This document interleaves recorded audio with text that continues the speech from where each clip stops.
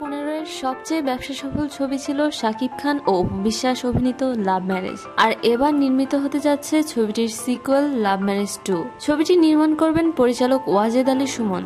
তবে সিকুয়েলের শাকিব থাকলেও বাদ পড়ছেন অপু বিশ্বাস। পরিচালক ওয়াজেদ আলী সুমন জানান, অপুর বদলে কলকাতার কোনো নায়িকা অভিনয় করবেন শাকিবের বিপরীতে। প্রথম ছবিটি শুধুমাত্র বাংলাদেশ প্রযোজিত হয়ে থাকলেও লাভ ম্যারেজ 2 ছবিটি হতে যাচ্ছে শাকিব খানের চতুর্থ যৌথ প্রযোজনার ছবি। আর তাই এতে নায়িকা হিসেবে থাকবেন কলকাতার কোনো বিখ্যাত নায়িকা। পছন্দের তালিকায় কলকাতার কোন নায়িকারা রয়েছেন এই প্রশ্নের সরাসরি উত্তর না দিলেও পরিচালকের সাথে কথা বলে শ্রাবন্তী অথবা শুভাশ্রী সম্পর্কে গ্রিন সিগন্যাল পাওয়া গেছে।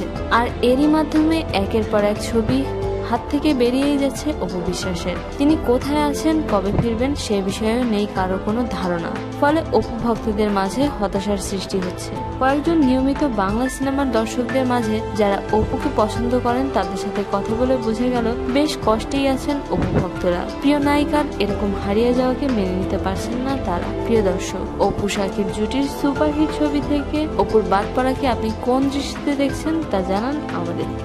নিজের আরো নিত্য নতুন খবর জানতে আমাদের সাবস্ক্রাইব করুন, লাইক দিন এবং কমেন্ট করতে ভুলবেন না।